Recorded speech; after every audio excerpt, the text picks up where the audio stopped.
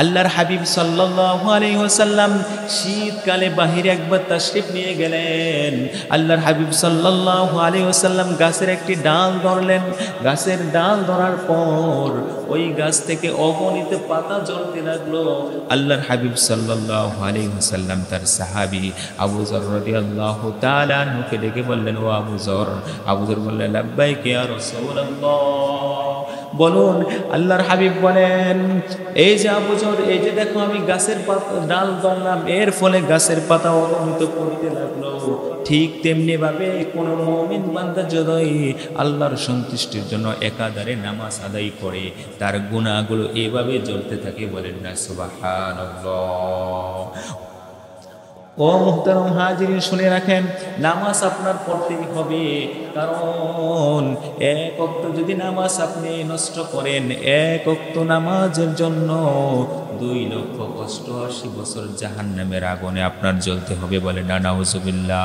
দুনিয়ার আগুন আমরা সহ্য করতে পারি না, আমরা জাহান্নামের আগুন কিভাবে সহ্য করব, এটা আপনার আমার চিন্তা করা দরকার। এই জন্যই ওয়াল আসরি, আল্লাহ তাআলা সময়ের কসম খেয়েছেন, এই সময়টাকে আপনি আমি যেন কাজে লাগাই। কোন দিক দিয়ে কাজে লাগাবো?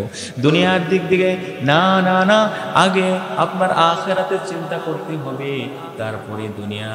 অর্থাৎ আপনি যদি আখিরাতমুখী হন, দুনিয়ার প্রত্যেকটা কাজকর্ম আল্লাহ তাআলা সহজ করে দিবেন। বলেন না সুবহানাল্লাহ। কেউ যদি 5 ওয়াক্ত নামাজ আদায় করে, আল্লাহ রাব্বুল আলামিন তাকে 5টা পুরস্কার দান করবেন। কয়টা? আল্লাহ তাআলা তাকে 5টা পুরস্কার দান করবেন। সর্বপ্রথম হলো 1 নাম্বার, আল্লাহ তাআলা তার রিজিক এর মধ্যে বরকত দান করে দিবেন। বলেন না সুবহানাল্লাহ। আল্লাহ তাআলা তার ঘরের মধ্যে কোনো অভাব অনটন দেবে না, কারণ আল্লাহর হুকুম পালন করবেন। আল্লাহ রিজিকের বরকত আল্লাহ তাআলা স্বয়ং নিজেই বাড়িয়ে দিবেন। বলেন না সুবহানাল্লাহ। দ্বিতীয় নাম্বার হলো, আল্লাহ রাব্বুল আলামিন কাল হাসরের মাঠে আপনাকে আমল নামা ডান হাতে দিবেন। বলেন না সুবহানাল্লাহ। তৃতীয় নাম্বার হলো, ফুল সিরাতের পুল এমনভাবে আল্লাহ তাআলা আপনাকে পার করে দিবেন, অর্থাৎ বিদ্যুতের গতির নেই, আল্লাহ তাআলা আপনাকে ফুল সিরাতের পুল পার করে দিবেন। বলেন না সুবহানাল্লাহ। 4 নাম্বার হলো, তুমি যদি ঠিক মতো নামাজ আদায় করো, আল্লাহ রাব্বুল আলামিন তোমার কবরে আযাব মাফ করে দিবেন। বলেন না সুবহানাল্লাহ। ও দুনিয়ার মুসলমান, সময় থাকতে নামাজ আদায় করো, রবের হুকুম পালন করো। 5 নাম্বার হলো, আল্লাহ রাব্বুল আলামিন 5 নাম্বার তোমাকে যে পুরস্কারটা দিবেন, তোমাকে আল্লাহ তাআলা জান্নাতের মালিক বানিয়ে দিবেন। বলেন না সুবহানাল্লাহ। অথচ আমরা নামাজ পড়ি না, নামাজের দিকে সব থেকে বেশি অলসতা। এই যে আজকে শুক্রবার জুমার নামাজ আমরা অনেকে পড়তে এসেছি, কিন্তু সারা সপ্তাহ নামাজ পড়ার কোনো খবর নাই। অথচ রাসূল পাক সাল্লাল্লাহু আলাইহি ওয়াসাল্লাম হাদিসের মধ্যে বলতেছেন, আউয়ালু মা ইউহাসাবু বিহিল আবদু ইয়াউমাল কিয়ামাতিস সালাহ। কিয়ামতের দিন সর্বপ্রথম বান্দার নামাজের হিসাব হবে।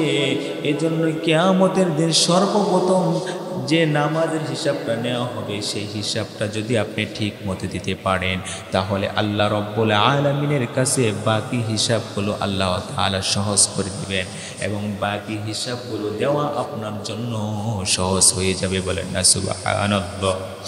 আর যে ব্যক্তি এই নামাজের হিসাব দিতে গিয়ে আল্লাহর কাছে ধরা পড়ে যাবে, ওই ব্যক্তির বাকি হিসাবগুলোর মধ্যেও সে ধরা পড়ে যাবে। বলে না নাউজুবিল্লাহ।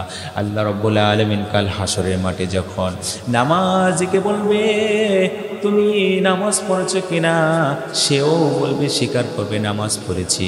বেনামাজিকে জিজ্ঞাসা করা হবে, তুমি নামাজ পড়েছো কিনা, সেও স্বীকার যাবে, আমি দুনিয়াতে নামাজ পড়েছি। কিন্তু আল্লাহ রাব্বুল আলামিন যখন রুকু করতে বলবে, সেজদা করতে বলবে, বেনামাজিরা তারা রুকু করতে চাইবে, রুকু করতে পারবে না, সেজদা করতে চাইবে, সেজদা করতে পারবে না। অথচ যারা নামাজি তারা রুকু করতে পারবে, সেজদা করতেও পারবে। বলেন না না সুবহানাল্লাহ। এই জন্য আল্লাহ তাআলা বলেন ওয়ারকাউ মা'র রাকিন, রুকুকারীদের সাথে তোমরা রুকু করো। আমরা নামাজ পড়ি না, নামাজের দিকে আমরা সব থেকে বেশি গাফলতি। অথচ আপনার আমার ঈমান আনায়ন করার পর সর্বপ্রথম যে কাজটা হলো সেটা হলো সলাত, নামাজ পড়া। আল্লাহর হাবিব সাল্লাল্লাহু আলাইহি ওয়াসাল্লাম মৃত্যুর সময়, শেষ নিঃশ্বাসের সময় এই উম্মতের জন্য ইয়া উম্মতি বলে কেঁদেছেন এবং নামাজ সলাত বলে কেঁদেছেন। অর্থাৎ তোমরা নামাজ কায়েম করো। আল্লাহর হাবিব সাল্লাল্লাহু আলাইহি ওয়াসাল্লাম। অথচ আমরা নামাজ পড়ি না, জামানার বিখ্যাত তাবী সাঈদ ইবনে মুসাইব, তিনি একজন এত বড় তাবী ছিলেন, 50 বছর পর্যন্ত তাকে মসজিদে ডাকা লাগে নাই। মাইকিং দিয়ে হাইয়া আলাস সালাহ, হাইয়া আলাল ফালাহ বলা লাগে নাই, নামাজের জন্য এসো, কল্যাণের জন্য এসো বলা লাগে নাই, বরং নামাজের পূর্বে সে মসজিদে উপস্থিত হয়েছে। বলেন না সুবহানাল্লাহ। 50 বছর পর্যন্ত তাকে আজান দেওয়ার সাথে সাথে, অর্থাৎ আজানের পরে সে মসজিদে যায় নাই, বরং আজানের আগে সে মসজিদে উপস্থিত হয়েছে। অথচ সাঈদ ইবনে মুসাইব, তাকে জিজ্ঞাসা করা হলো আপনি কেন আজানের আগে মসজিদে চলে আসেন? সাঈদ ইবনে মুসাইব সে বলে আমি এই জন্যই মসজিদে আগে চলে আসি, কাল হাসরের মাঠে যদি রবে বলে তোমাকে কেন ডাকা লাগছে, তুমি ডাকার পরে কেন তোমার মসজিদে আসা লাগলো, এই কথাটা যদি আল্লাহ তাআলা জিজ্ঞাসা করে তখন আমি কি উত্তর দেব? বলেন না আল্লাহু আকবার। আর আজকে আপনার আমার আমলে সালেহ নাই, অথচ আল্লাহ তাআলা বলেন ইল্লাল্লাযীনা আমানু, যারা ঈমান আনয়ন করেছে, ওয়া আমিলুস সালিহাত, যারা সৎ কাজ করেছে। সৎ কাজ অর্থাৎ আপনার আমার মধ্যে আমলে সালেহ থাকতে হবে, রবের ইবাদতের দিকে এমন মনোযোগ থাকতে হবে, দুনিয়া থেকে, দুনিয়ার জন্য আপনি গাড়ি করলেন, বাড়ি করলেন, কত মহাব্বত, এই মহাব্বত কাজে আসবে না। অথচ রবের দিকে আপনি 1 হাত অগ্রসর হন, রবে আপনার দিকে 2 হাত অগ্রসর হবে। বলেন না সুবহানাল্লাহ। সাঈদ ইবনে মুসাইব তিনি এমনভাবে নামাজ পড়েছেন, 50 বছর পর্যন্ত যে সে নামাজ পড়েছে, তার ডানে কে ছিল, বামে কে ছিল, সামনে কে ছিল সে বলতে পারে নাই। অথচ আপনি আমি নামাজ আদায় করি, আপনার ডানে কি হয়, বামে কি হয়, উপরে কি হয়, নামাজের পরে সম্পূর্ণ তথ্য আপনি আমি বলে দিতে পারি, ঠিক কিনা? এই জন্যই নামাজটা এমনভাবে পড়া যে নামাজের দ্বারা রাসূল সাল্লাল্লাহু আলাইহি ওয়াসাল্লাম যেভাবে পড়েছেন, সাহাবীরা যেভাবে পড়েছেন সেভাবে পড়া, যে নামাজের দ্বারা আল্লাহ তাআলা খুশি হয়ে যায়, এমনভাবে নামাজ আদায় করা। এই যে আমরা জামাতে নামাজ আদায় করি না, একটু বৃষ্টি আসলেই বাড়িতে নামাজ পড়ে নেই। অথচ আল্লাহর হাবিব সাল্লাল্লাহু আলাইহি ওয়াসাল্লাম বলতেছেন, যদি কারো কানে আজান যায়, যদি সে এই আজান শোনার পর বাড়িতে নামাজ পড়ে নেই, তাহলে তার নামাজটাই সঠিক হবে না, তার নামাজই হবে না। এই জন্য নামাজ কায়েম করা, নামাজ আদায় করা।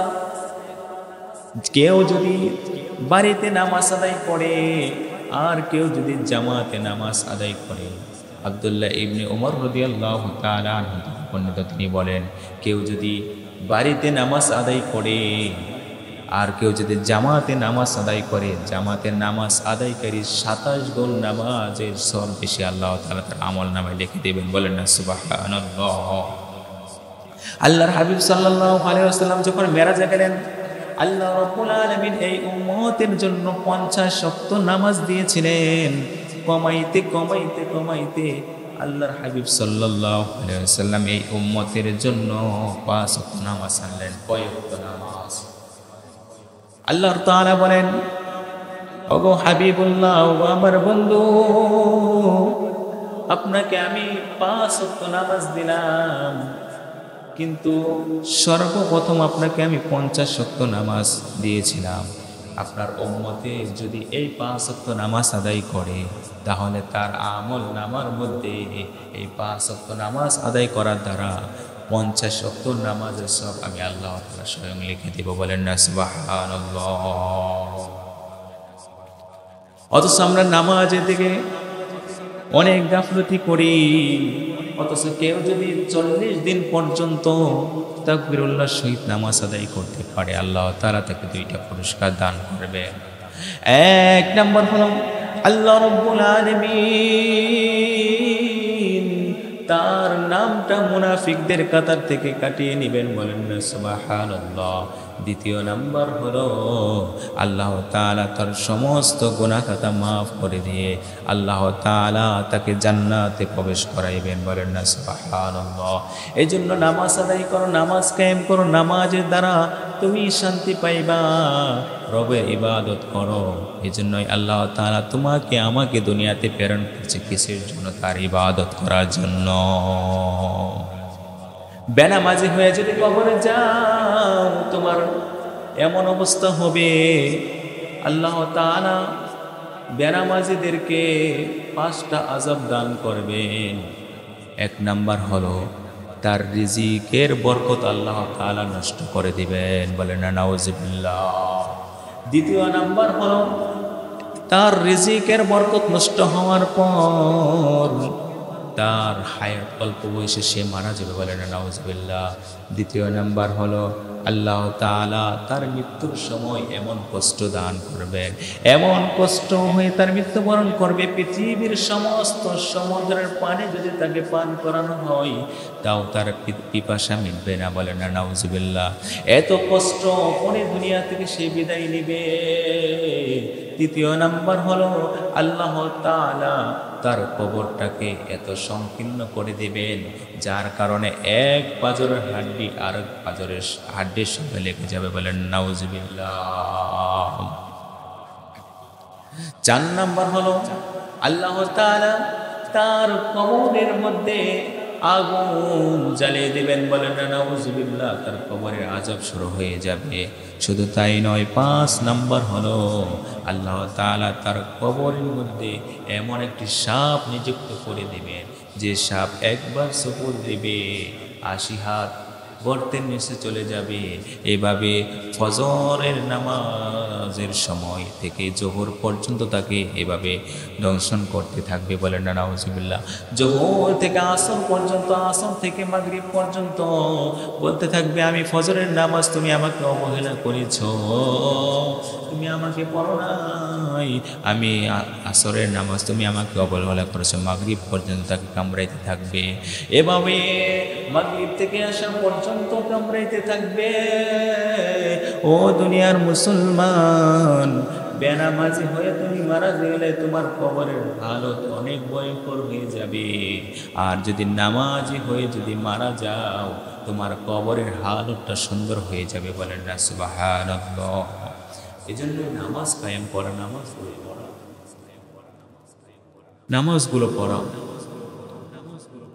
নামাজ না পড়লে কারো শান্তি নেই। আচ্ছা, এটা বলেন তো, কাফের মুশরিকদের মধ্যে, কাফের মুশরিক যারা রয়েছে আর মুসলমান, তাদের মধ্যে পার্থক্য কি? মুসলমানের মধ্যে পার্থক্য হলো তারা এক আল্লাহর ইবাদত করবে, রাসূলের সুন্নাত তরিকা চলবে। এটা হলো মুসলমানদের মধ্যে পার্থক্য। আর যারা কাফের, তারা দেব দেবতার পূজা করবে, রবের হুকুম মানবে না, অর্থাৎ বেঈমান, তারা ঈমান হারা, তাই না? তাহলে আপনি আমি যে নামাজ পড়তেছি না, তাহলে কাফের এবং আপনি মুসলমান হইয়া আপনার মধ্যে আর কাফেরের মধ্যে পার্থক্য কি? কাফেরও নামাজ পড়ে না, আপনিও তো নামাজ পড়েন, আপনি তো কাফেরের সমতুল্য হয়ে গেলেন। এই জন্য নামাজ কায়েম করো। নামাজের মাধ্যমে আল্লাহ তাআলা তোমাকে শান্তি দিবে। তুমি শান্তি পাও না, শান্তি পাবা কিসের মাধ্যমে? নামাজের মাধ্যমে। ও দুনিয়ার মুসলমান, ইমাম আবু হানিফা রহমতুল্লাহি আলাইহি, যিনি আমাদের ইমাম ছিলেন, তার জিন্দেগির মধ্যে দেখা যায় তিনি এশারের নামাজের অজু দিয়ে ফজরের নামাজ আদায় করেছেন 40 বছর পর্যন্ত। বলেন না সুবহানাল্লাহ। তাদের অন্তরের মধ্যে কি তামান্না ছিল, তাদের অন্তরের মধ্যে কেমন বই ছিল, অথচ আপনি আমি নামাজ পড়ি না। কয়দিন তুমি আপনি আমি কয়দিন বলেছি তোমার ছেলেকে তুমি নামাজ আদায় করো, কয়দিন বলেছি? আজকে কয়দিন বলেছি স্ত্রী তুমি নামাজ আদায় করো? রবের কাজ করায় আপনার হিসাব দিতে হবে। অথচ আল্লাহ তাআলা পবিত্র কালামুল্লাহ শরীফের মধ্যে বলেন, ইয়া আইয়ুহাল্লাযীনা আমানু কু আনফুসাকুম ওয়া আহলিকুম নারা। আল্লাহ তাআলা বলেন, হে ঈমানদারেরা, তুমি নিজে জাহান্নামের আগুন থেকে বাঁচো, তোমার আহাল তোমার পরিবারকে জাহান্নামের আগুন থেকে বাঁচাও। কয়দিন আপনার ছেলেকে বলেছেন বাবা নামাজ পড়? কয়দিন বলেছেন বাবা ফজর পড়েছে কিনা? কয়দিন বলেছেন বাবা জোহর পড়েছে কিনা? অথচ আল্লাহর দরবারে আপনার হিসাব দিতে হবে। কাল হাশরের মাঠে যখন সবাই জান্নাতীরা জান্নাতে চলে যাবে, জাহান্নামীরা জাহান্নামে যাবে, তখন আপনার সন্তান সে আল্লাহর কাছে জিজ্ঞেস করবে, ওগো মালিক, দুনিয়াতে তো বাবা কোনোদিন নামাজের কথা বলে নাই, বাবা কোনোদিন কোরআন তেলাওয়াতের কথা বলে নাই, বাবা কোনোদিন সৎ কাজের আদেশ দেয় নাই, সেই জন্যই তো আমি জাহান্নামে এসেছি। আমি আমার মা বাবার বুকের উপর পাড়া দিয়ে আমি জাহান্নামে যেতে চাই। এর থেকে দুঃখজনক বিষয় আর কি হতে পারে? এই জন্যই সময় মতো নিজে নামাজ কায়েম করো, তোমার সন্তানকে নামাজের আদেশ করো। যদি করো তাহলে নিজেও সুখী হইতে পারবা, আখিরাতের রাস্তাটাও তোমার জন্য সহজ হবে। আর যদি নিজে নামাজ না কায়েম করবে, নামাজ হয়ে মারা যাও, তোমার কবরের হালতটা তো খারাপ হবে, তোমার পরিবারের অবস্থাটাও খুব খারাপ হবে, ভয়ানক অবস্থা হবে। অথচ আপনার ছেলে আপনার মেয়ে কোথায় চলতেছে, কি করতেছে, একবারও খোঁজ খবর নেই না। সে সৎ লোকের সাথে চলতেছে নাকি খারাপ লোকের সাথে চলতেছে, এটাও খোঁজ খবর নেই না।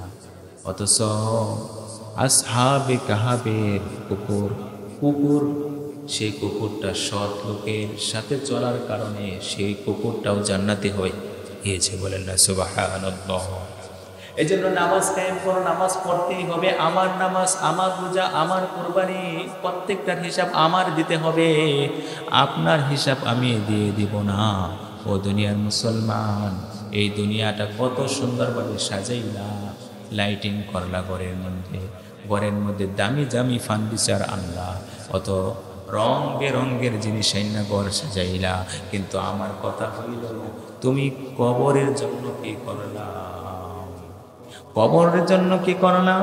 আজকে যদি নামাজ না পড়ো, কবরের হালত খারাপ হয়ে যাবে। আর যদি নামাজ আদায় করো, তোমার কবরের হালত সুন্দর হয়ে যাবে। এই জন্যই আসেন আমরা, এখনো সময় আছে, নামাজ পড়ি, নামাজ আদায় করি। আল্লাহ তাআলা আসরের কসম খেয়েছেন, সময়ের কসম খেয়েছেন। কেন খেয়েছেন? যেন আমরা সময়টাকে কাজে লাগাই, সময়টাকে যেন আমরা কাজে লাগাই, এই জন্য আল্লাহ তাআলা সময়ের কসম খেয়েছেন। এই সময়টাকে আমরা নষ্ট করবো না, এই সময়টাকে কাজে লাগাবো। আসেন আজকে থেকে আপনি আমি ওয়াদা করি, আপনি রবের হয়ে যান, রব স্বয়ং নিজে আপনার হয়ে যাবে। বলেন সুবহানাল্লাহ। এই অল্প সময়ে যা বললাম প্রত্যেককে মানা বোঝা তৌফিক দান করুন। সকলে বলি আমিন। কয় মিনিট?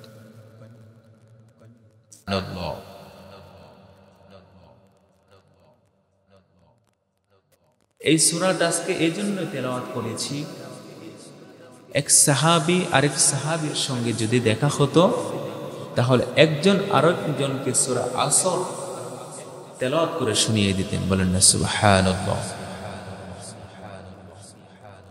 আল্লাহ রাব্বুল আলামিন সূরা আসরের সর্বপ্রথম এখানে আল্লাহ তাআলা সময়ের কসম খেয়েছেন। ইমাম শাফি রাহমাতুল্লাহি আলাইহি তিনি বলেন, আল্লাহ রাব্বুল আলামিন কুরআনে পাকের মধ্যে এমন একটি সূরা নাজিল করেছেন, সূরাটি হলো সূরাতুল আসর। আল্লাহ রাব্বুল আলামিন সূরা আসর নাজিল করেছেন। কোন মুমিন যদি সূরা আসরের উপর আমল করে তাহলে তার জান্নাতে যাওয়া আখিরাতের রাস্তা সহজ হয়ে যাবে। বলেন না সুবহানাল্লাহ। আল্লাহ রাব্বুল আলামিন যদি 30 পারা কোরআন শরীফ যদি নাজিল না করতেন, যদি আল্লাহর হাবিব সাল্লাল্লাহু আলাইহি ওয়াসাল্লাম এই উম্মতে মুহাম্মাদের জন্য যদি ছোট্ট একটি সূরা আসর যদি রেখে যাইতেন, তাহলে মুমিনের জন্য এই সূরা আসরের উপর যদি আমল করত তাহলে তার জন্য জান্নাতে যাওয়া সহজ হয়ে যেত। বলেন না সুবহানাল্লাহ। আল্লাহ রাব্বুল আলামিন সূরা শুরুতে কসম খেয়েছেন ওয়াল আসরি, আল্লাহ তাআলা সময়ের কসম খেয়েছেন। আল্লাহ তাআলা কোথাও কোথাও কোরআনে কারিমে রাত্রির কসম খেয়েছেন, আবার কোথাও কোথাও চন্দ্র কসম খেয়েছেন, আবার কোথাও কোথাও সকালের কসম খেয়েছেন, আবার কোথাও কোথাও ফজরের কসম খেয়েছেন। ও দুনিয়ার মুসলমান, আমাদের মানুষের মধ্যে একটা খাসলত হলো, কেউ যদি কোনো কথা কসম করে বলে তাহলে সেই কথাটা সব থেকে বেশি গ্রহণযোগ্য মনে করি এবং সব থেকে বেশি আগে কবুল করি, ঠিক কিনা? আল্লাহ রাব্বুল আলামিন মানুষের খাসলত জানে, সেজন্যই কোরআনে কারীমের মধ্যে ওয়াল আসরি এখানে সময়ের কসম খাইতেছেন, যেন মানুষ সময়টাকে গুরুত্ব দেয়, সময়টাকে কাজে লাগায়। ও দুনিয়ার মুসলমান, আল্লাহ রাব্বুল আলামিন তোমাকে এমন একটা সময় দিয়েছে, এই অল্প সময় জিন্দেগির মধ্যে আল্লাহ তাআলার কিভাবে প্রিয় হইতে পারবা, আল্লাহ তাআলা সেই জন্যই তোমাকে এখানে বলতেছেন ওয়াল আসরি, সময়ের কসম খেয়েছেন। আল্লাহ তাআলা পরের আয়াতে বলতেছেন ইন্নাল ইনসানা লাফি খুসর। আল্লাহ তাআলা বলতেছেন নিশ্চয়ই মানুষ ক্ষতিগ্রস্ত, নিশ্চয়ই মানুষ ধ্বংসের দিকে নিমজ্জিত। কিভাবে? ও দুনিয়ার মুসলমান, এই দুনিয়ার মধ্যে এই যে আমার হাতে ঘড়ি, এই ঘড়ির সময়টা শুধু আমার জন্য যাচ্ছে, শুধু তাই নয়, অর্থাৎ পৃথিবীর মধ্যে যত মাখলুক রয়েছে প্রত্যেকের জন্য সময় যাচ্ছে। অর্থাৎ আমি ঘড়ি ব্যবহার করেছি শুধু আমার জন্য সময় যাচ্ছে, শুধু তাই নয়, বরং সমস্ত মাখলুকের জন্য সময় ফুরাচ্ছে, তার সময় যাচ্ছে। এই জন্য আল্লাহ তাআলা বলতেছেন নিশ্চয়ই মানুষ ক্ষতির দিকে, ধ্বংসের দিকে নিমজ্জিত। কিভাবে? মানুষের সময় যাচ্ছে, হায়াত ফুরাচ্ছে, দিন যাচ্ছে, তার একদিনের